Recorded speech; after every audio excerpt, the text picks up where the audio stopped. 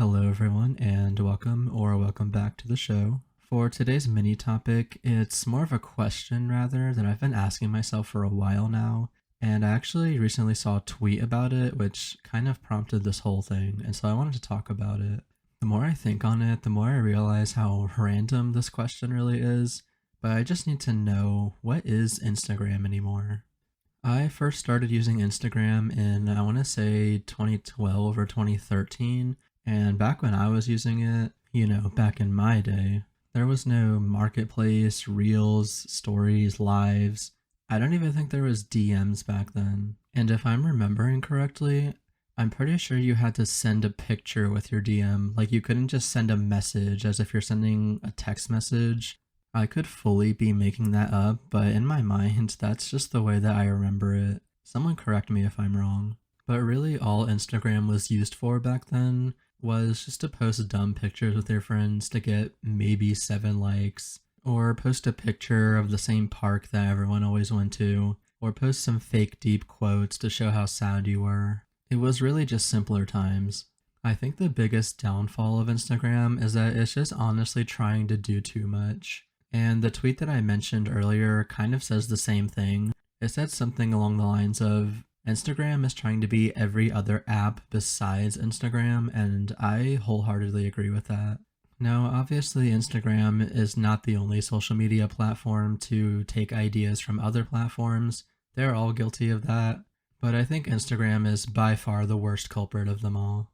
I can't prove the validity of this, but I've also seen that you can't see your posts in chronological order anymore. Like, the algorithm will just show you what it thinks you want to see, and there's no option to just switch your timeline to chronological. Just the dumbest thing that I've ever heard.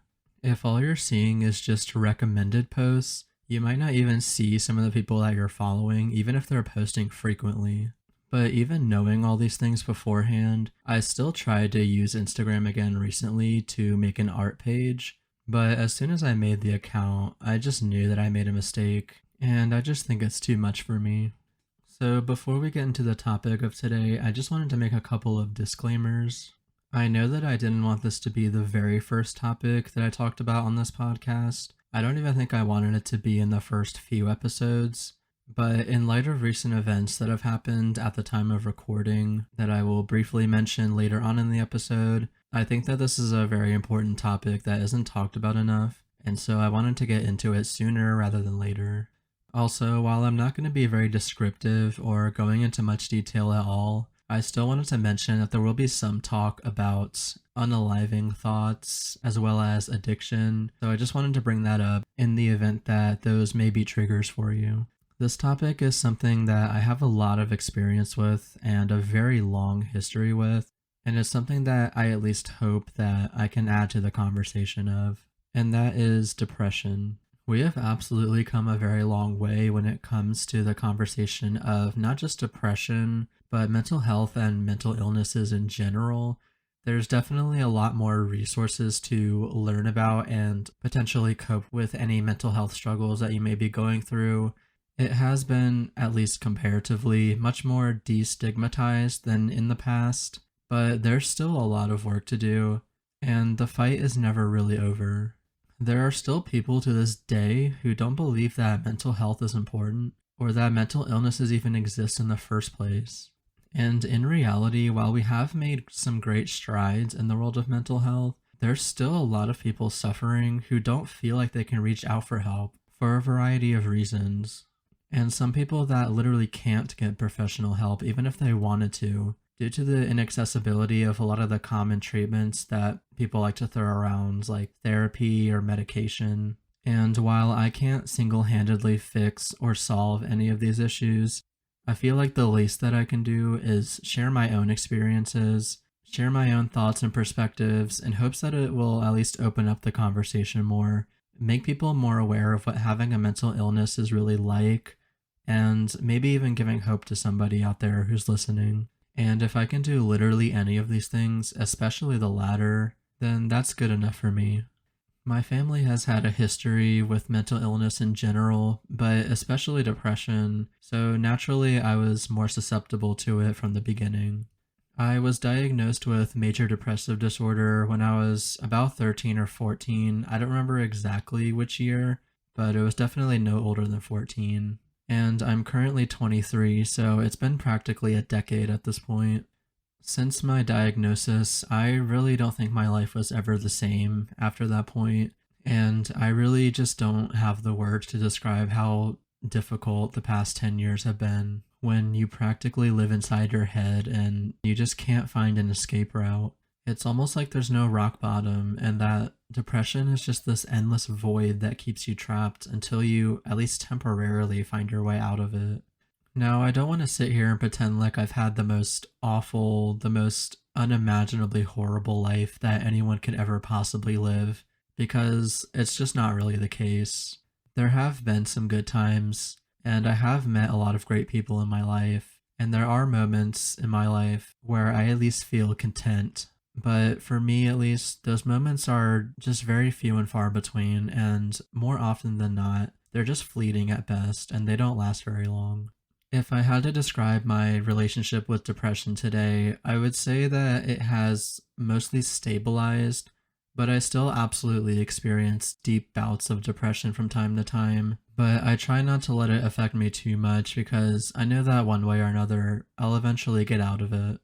So now that I've outlined my basic history with depression, I want to get into some more of the nuances with it and talk about some of the things that I've seen in recent years that I don't really like, and hopefully change the way that people perceive and react to depression overall.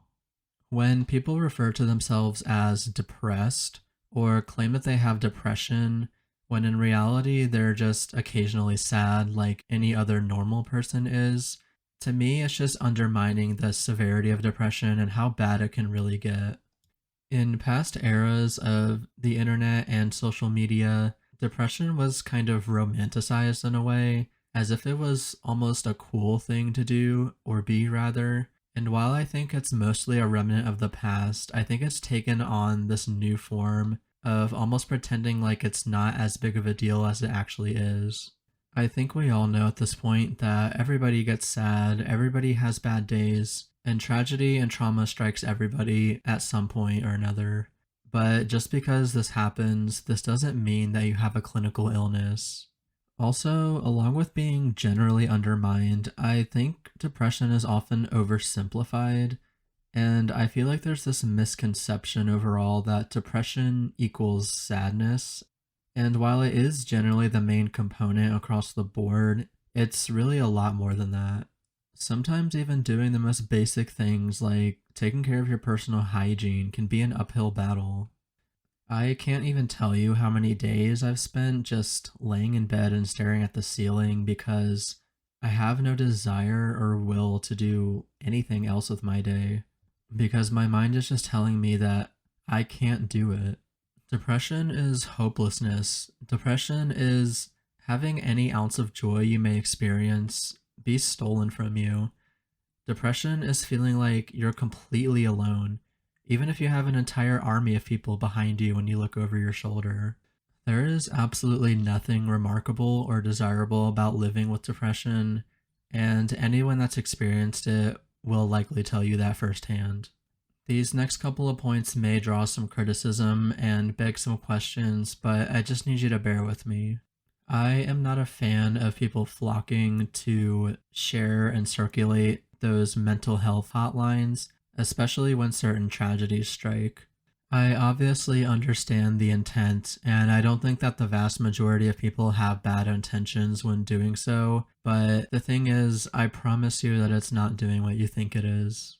At this rate, I think it's pretty safe to say that we all know that these exist, we all know that they're out there, but it's not always a good experience contacting these hotlines, and sometimes it can even make things worse. The people behind these lines aren't always properly trained, they may be overworked, they could be inexperienced, the wait times can be extremely long. It's just not an instant solution that a lot of people seem to make it out to be or seem to think that it is.